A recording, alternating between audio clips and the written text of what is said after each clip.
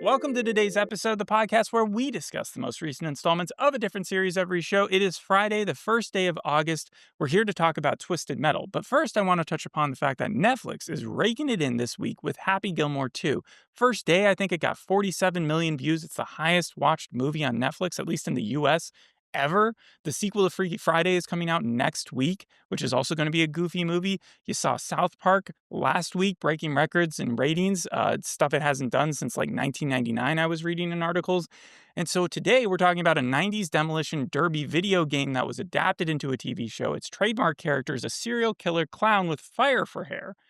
I think stupid comedy is having a moment in 2025. And not only that, it seems like there's been a turn when it comes to like video game adaptations in TV and movies. Let's take the top 3 most financially successful video game movies of all time. What are they? You have Super Mario Bros. Movie, the Minecraft movie, and Sonic the Hedgehog 3. Not only have all of those come out in the last 2 years, but all of them, well, not really Sonic the Hedgehog, but like Super Mario Bros. Well, you said the third one, right? Yes, the third one. So that is in the last 2 years. No, but I'm saying that like Super Mario Bros. With Rotten Tomatoes has a 59%, right? Minecraft has a 48%. Sonic the Hedgehog is a little different because I believe all those movies have a tomato, like the third one has an 85%. But let's go down to the audience scores. The Minecraft movie has an 85%. Super Mario Bros. And Sonic the Hedgehog 3 both have a 95%. And then you transfer over to TV, and you have things like The Last of Us, Arcane, Fallout. I mean, like, it seems I think the TV is a different, like, explanation or a different even subject matter completely, because they try to make those into more serious stuff than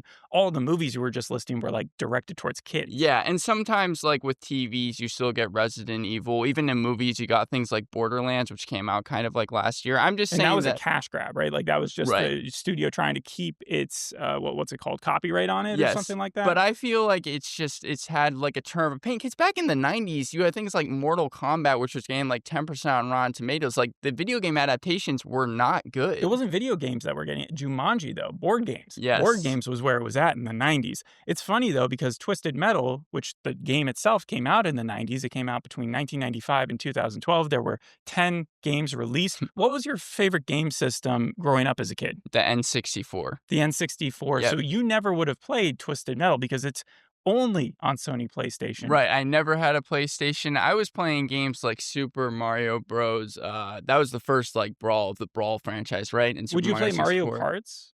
Sometimes. Okay. I didn't have the game, but when my friends did, yeah. I also used to play those. That would be like my only driving game that I would play, because you'd have first-person shooters. I'd heard of those, RPGs, but something I really hadn't paid too much attention for, except for maybe Need for Speed. I did play that a little bit. You played Need for Speed? Vehicular combat video games were all the rage in the late 90s into the early 2000s. Yes. You got the biggies with Mario Karts, Sonic Drifts, Hot Wheels, Need for Speeds, like all of them had many, many games to them. But then there were hundreds that were more directed towards like 10-year-old boys. You could tell because their names were like Battle Wheels, Death Carts, Gas Guzzlers Extreme. That was when Hot Wheels, I know that wasn't like turned into games yet, but that was when Hot Wheels was kind of big as well, right? Right. That was one of the biggies, though. I'm saying that these ones have like the dumb names like Road Blasters, Mouse Destroyers, Bombs of Street Raid, Barrel Buddies. Some of those aren't real, by the way. I'm just making some up. But you get the point.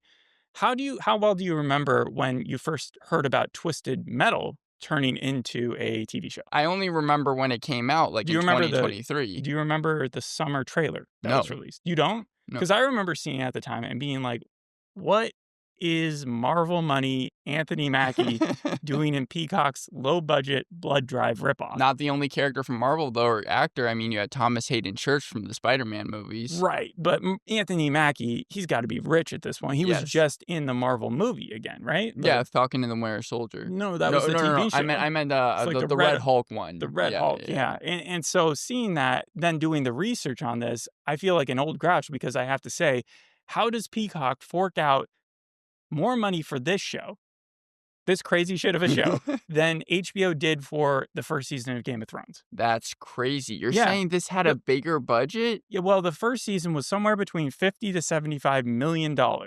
And so that was a surprise to me. I did watch some of it with you the first season, and the ending, I can see how they saved the budget for the Battle of the Cars and stuff like that. But for the majority of the season, it felt like there were a lot of bottleneck episodes. Actually, interesting you say that because I kind of binge watched the first season. I enjoyed the first half of the season a lot more. It didn't take itself seriously at all. John Doe is probably my favorite character that I've ever seen Anthony Mackie play. I don't know if it's maybe the best acting he's done, but again, my favorite character probably. And when at a fast pace, huge action set pieces, it did have a big budget for the first half, a good soundtrack. I was ready to give this show a 7. They knew it wasn't going to be Shogun, like this wasn't even trying to be that. But then the second half of the season came along, specifically after episode 5, and the series screeches to a halt. It infused actual drama with Quiet and John Doe. And then, yeah, like you were saying, most episodes took place in kind of like one set,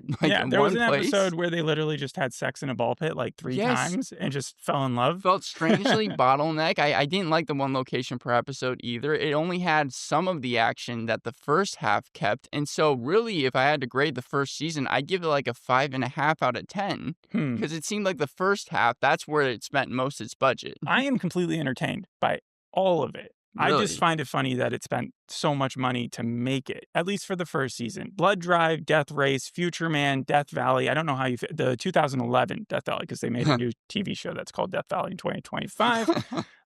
But yeah, those I'm all for. It's just that you need to kind of turn off your brain and just let yourself laugh. Yeah.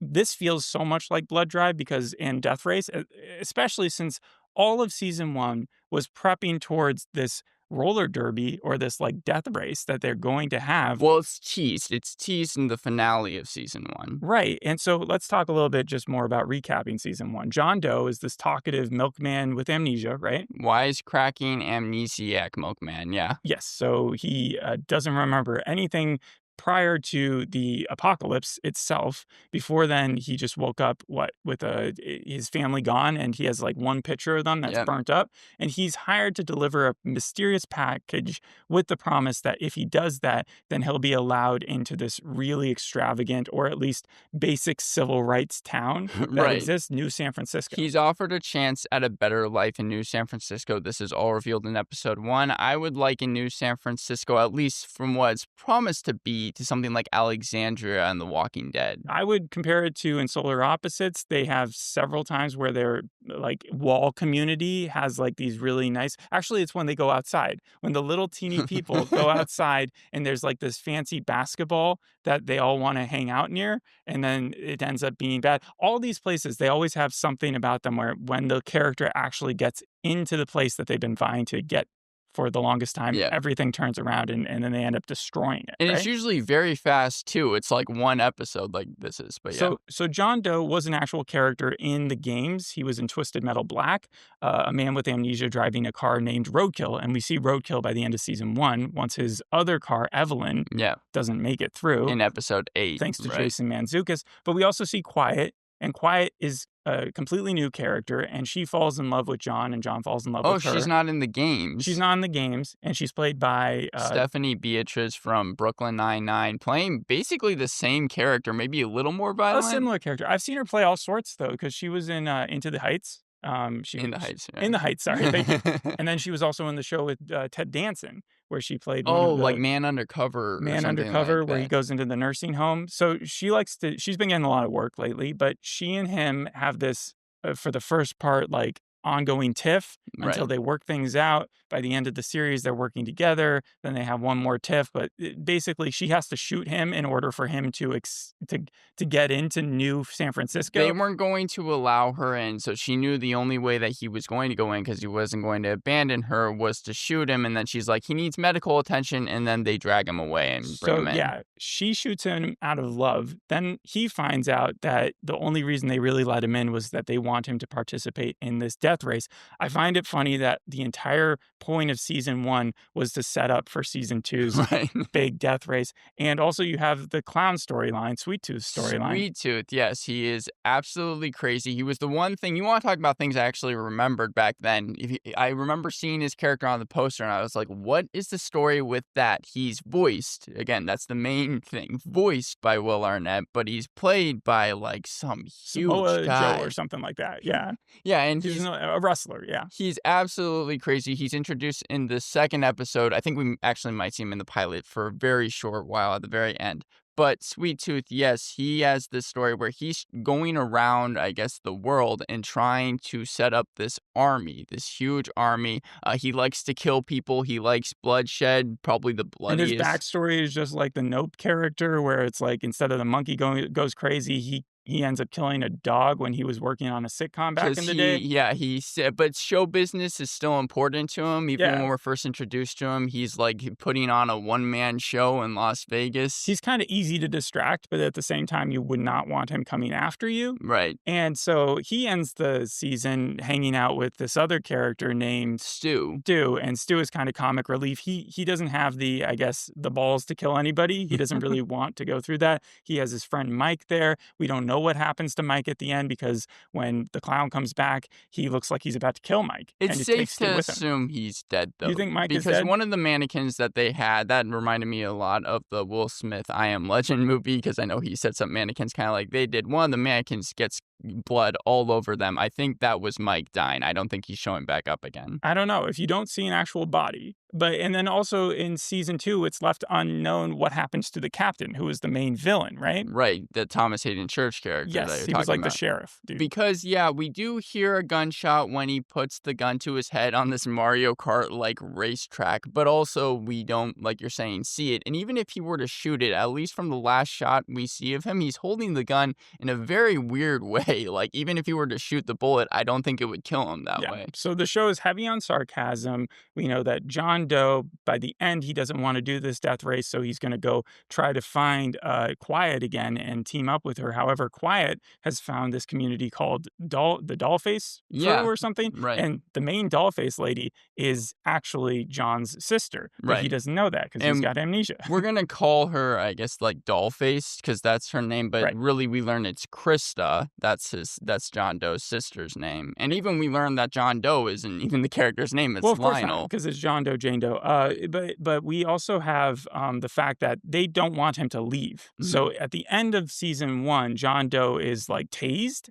And taken in by this character named, who runs the town? Raven. And Raven is, before we jump into season 2, I'll just run through the production really quick. You got Rhett Reese, the guy who did Deadpool, but also Clifford's really big movie and Cruel Intentions 3.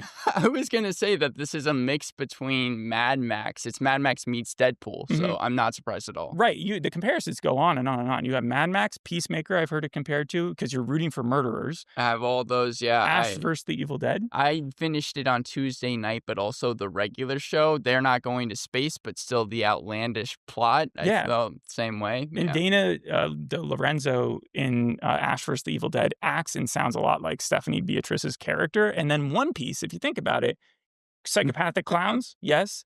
And also every week it seems like they're on another adventure that's leading them in one place. I had The Bondsman too with Kevin Bacon, Happy, which came out a couple years ago, where Patton Oswalt voices this. It's always the Any contrast. Absurd thing that mixes, again, the sarcasm with the drama, but like this is so much more like Death Valley than it is Happy. Happy was almost more serious than this is. Yeah. So season 2 kicks off, and like Mr. Robot style, all the episodes aren't written in code, but they have their license plates.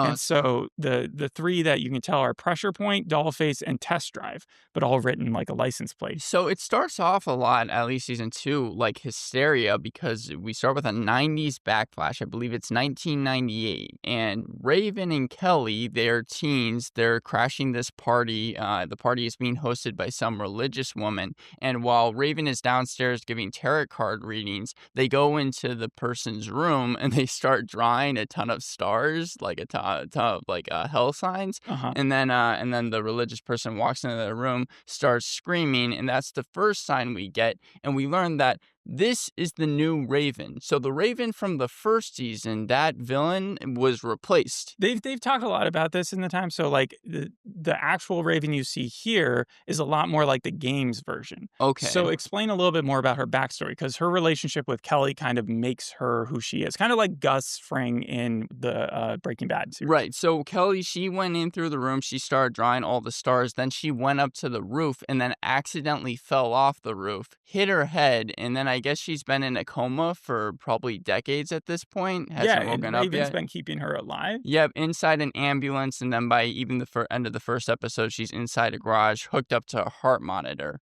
Yeah. It was strange though because it seemed like the first season Ravens, like she was the big bad. She was Yes. the one that was, and then suddenly out of nowhere, John Doe like mentions her for 1 second as like I like the other Raven more. So it's not that she was like recast, because again, she was a different enough character in the first season. What people have guessed is that like in all these different communities that there are, because like you have New Chicago and New San Francisco, that there was like one Raven to each community, and that the main Raven, the one from the 90s flashback, she's the one ultimately in charge. And so when one of those other Ravens either pisses her off or things get a bit too big for her, she's the one who's actually moving those chess pieces. She's the one who wanted John to join the death race. And she was just telling the other Raven who wanted ice cream, because that was the delivery that she ended up getting. Right. That, yeah, but we're not going to see that other Raven, I don't think, in this season. I had it listed as a con because I was like, why do we have to switch characters? Especially now that you're saying it wasn't like, scheduling conflicts or anything. They just did it because it's more realistic to the actual games. However, I will go to my pros because I never thought the series would get more meta than in the pilot when John Doe is driving around a mall and the Twisted Metal PS game hits his windshield. But I was wrong because at the beginning of episode 1, set to Clint Eastwood by the Monkees, he's playing the Twisted Metal game, setting up for the actual tournament. That's funny. The Mortal Kombat reference that they made, I thought that would be what you went to, because there's been teased in the past that they were going to have a Twisted Metal Mortal Kombat kind of merged it's not the same game. world. Yeah, it's where that would work, but because they talk about it because it exists in the universe. But now that the Twisted Metal game also exists in the universe, I have no idea.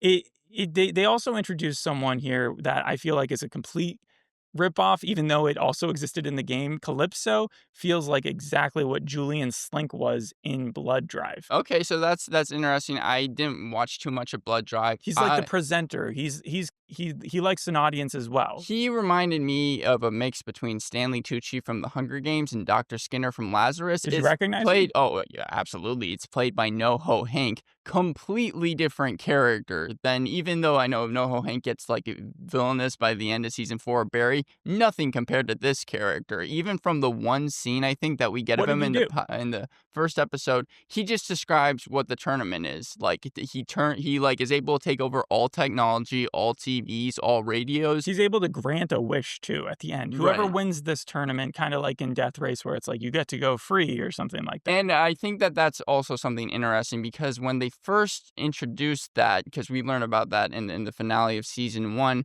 we hadn't seen too much like supernatural stuff or magic happen. So Calypso shows supernatural stuff. Well, not Calypso himself, but Mr. Grimm, who we see in later episodes, he's like sucking life force out of people. So with Mr. Grimm, I do agree with you. Something new is the supernatural element. However, we do see a moment kind of in the Andy Samberg-ish way where they draw back and they show Stephanie Beatriz responding to Mr. Grimm or quiet looking at Mr. Grimm when he's doing that. And she doesn't see any weird cloud coming out of the guy, no soul being pulled out. So I'm thinking maybe it's all just in Mr. Grimm's head. Possibly, because we definitely with Mr. Grimm alone in scenes, he's doing crazy stuff. He reminded me of Death from regular show, where like the first time we really see him in action. So let's scroll back a little bit. So we got Calypso, who is the presenter of these games. He's already got, I would assume, to be a lot of contestants vying to be a part of it because they all want to have their one wish granted. Even if you live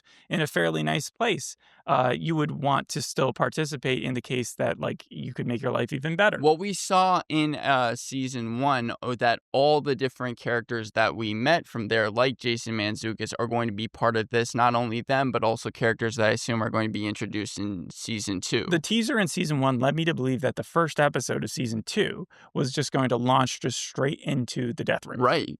And it didn't. So that would be one of my cons, is that we've spent 3 episodes now kind of reacclimating the 2 main characters together, because Quiet and John, when they meet up after John escapes, I assume, New San Francisco. That was the first episode. Yeah, he set it up so that one of the people that we actually even see in the first episode, I believe it's Chester, he's telling them, like, he's going to escape through these potholes, and then really John is just able to take an ambulance and escape that way. And I'd rather them do that in The Walking Dead than spend 2 seasons of people distanced apart than getting back together. Right. I do appreciate that John and Quiet are back in the same car and driving together, and they're going to join this race. However, I feel like their relationship has taken a few steps back from where we saw it in this first season, where they were basically in love. Like, they were completely like, we'll ride off into the universe together. Like, we don't want to do anything else with our lives. By the time that John relocates Quiet, even though it's only been like 7 months, she is completely geared in, like, I don't care if I kill myself right now. I just want to open up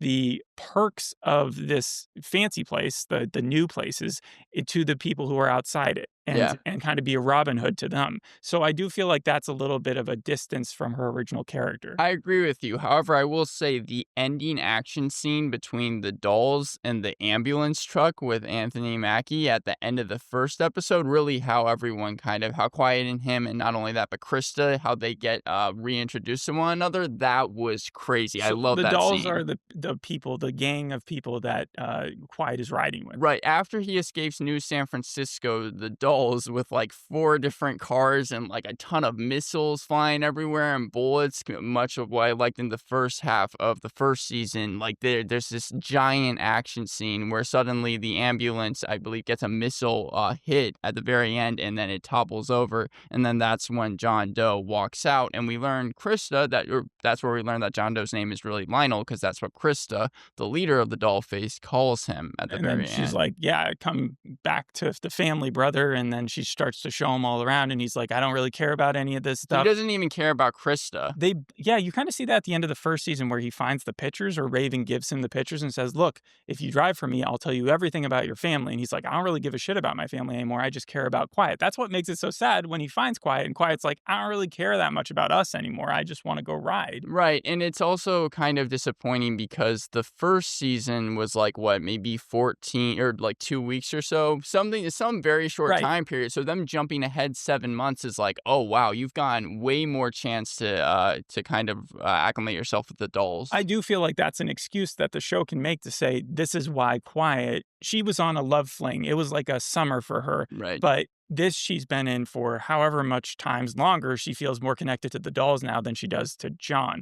And so that is why they're all driving in. And there's going to be, I guess, several contestants in this drive. Oh, yeah. I mean, we get introduced to, I believe his name is Axel in like the 3rd episode. I assume he's from the games. They're meeting people along the way. Axel's got like 2 tire arms, but they're like this huge. Giant guy. I mean, he's ripped. They even say in the 3rd episode, and he's able to stick his arms inside these 2 giant tires and control them. And I thought he was around. like a metahuman, where he doesn't actually have arms. Like, those are just his. You remember that commercial with like LeBron James or whatever? What's it called? The motor guy? I thought he was going to be the motor guy. No. But we actually see him able to take his arms out later on. Oh, he does? Yeah. Oh, you didn't see that? Yeah, no. He's those like wheels are just a machine. So you got Mr. Grimm, you got Mr. Arms, you got Anthony Mackie's Quiet, and they're going to ride together, right? Right, yeah. And Mayhem also, that's a new character that was stealing from the dolls. She wants to enter the race as well. Out of all the new characters they introduced, I really didn't like Mayhem. I found Mayhem, the girl? Yeah. The teenage girl? You always need to have that like angsty teen in your because show. She felt really annoying. I'm kidding, but she was fine, I guess, because like, I guess when she first appears in the car and she's just doing the typical stuff, I think she balances Quiet's character, who is supposed to be the cool, collected one, or sorry, the cool, like, angsty one the first season. She's changed a bit. this keeps her on her toes and edgy. And I think that I'm just waiting for the boomerang to start. You know, the old time 50s cartoon where you had the races between like the dog and the evil guy. Do you know what I'm talking about? No. Like that was a very well-known boomerang, like Looney Tunes cartoon that they would do, where there'd be these giant races, and they'd always have different cars. And so it's going to be like Mad Max, where everybody's just, or Rat Race, where everybody needs to get to the finish line on time. Oh yeah, no, I'm interested to see the actual like the wish thing and the actual brawl. Or the Amazing Race, because isn't that like what they get at the end of the Amazing Race? Is they get a ton of money? They get a prize, right? Yes. Yeah, no, but I mean, like, it seems how many episodes is this supposed to be this season? Oh, I'm not exactly sure. Because I imagine towards the end of it is when we're actually going to see what 12. it's been leading up to. Looks like it's 12 episodes this Okay, season. 12 episodes. So that's even more than season 1 had, because season 1 had 10. I'm still hopeful. There's 9 more episodes, and you've got so much ground to go with the actual race starting. Jason Mantzoukas will be back, and like, yeah, it'll be fun. One of the things that I was annoyed with, though, was that Sweet Tooth, he's shown in episode 1, he kills this guy named Big Baby who has an umbilical cord stuck to his stomach, and it's like shaped into a sphere. It was really gross, but thankfully Sweet Tooth kills him. But Sweet Tooth, he's going to be entering the race as well, but he doesn't even show up in episode 2 or 3. It seemed like his presence was just to be like, oh yeah, he's still here with Stu. A little Sweet Tooth goes a long way. And I don't know if they wrote the series to have him being like the main focus. He's important, but he's in a lot of the episodes in season 1. There were episodes he wasn't in, though. I remember tracking some of those. The second television series, this is only the second television series to be made by PlayStation Productions. The first is Last of Us, and there's one in production for Gods of War, which is going to be coming next. That should be huge, I imagine, because Gods of War is like a graphic-heavy game. I was trying to see who they cast to play, you know, like the main dude. I didn't see yet. I know that John Travolta played him in like a sketch once, right? Okay, so overall, what would you give this second season, first 3 episodes? I'm going to give it a 6.5 out of 10. I like the world building. I like the action. And like I said, I really like John Doe's character. It had a couple different problems. Again, not enough Sweet Tooth. Don't like mayhem. I'm not sure where exactly the series is going to go. I just kind of want the brawl to start already, but 6.5 out of 10. I think it'll be like a Hunger Games where once everybody's driving, Sweet Tooth will probably team up with the main 2 for a little while. Maybe Stu will be involved, but I don't see any of them dying, any of those 4. I don't think so either. Everybody else is disposable. Yeah. I do feel bad that Jeremy died. Yeah, he was Jeremy the comic and Ashley. in the first 3 episodes. I didn't mention that, but yeah, that was a pro. Jeremy and Ashley, that was dumb, but also pretty funny to see them die by the Grim. You would think the girl groups, or because we had one of them in the first season who ran in trucks, right? That they would get like kind of annoying because it would be the same thing. Right. That's what happened in The Walking Dead. Not with girl groups, but with every group. They just became repetitive. Even they would try to give like a different stitch to every villain, but it would never work. The dolls, this I still think, felt are better. pretty cool. Yeah, the dolls are a good group, and I think that it's different enough. I think that the girl group that we meet in the first season, I think you can compare that more to the Oceania tribe from The Walking Dead. Oh, yeah. Okay, yeah, that's true. So they were about to make a movie out of it. They didn't end up doing that a few years ago. I do agree that the TV show was a better form because it gives them much more creative license to do whatever they want. Before we end this, I just want to give a quick miscellaneous like throw out to this one movie that I heard of while I was looking up like different video games and all the car stuff. And there was a movie called Blood Car. Okay. And this is the synopsis to it. Things take a turn for the worse when a kindergarten teacher invents a car that runs on a different fuel source, blood. So if you're into this show, maybe you'll be interested in that movie. Thanks for listening. We'll see you in the next episode. Hope you enjoyed this one. Bye. Bye.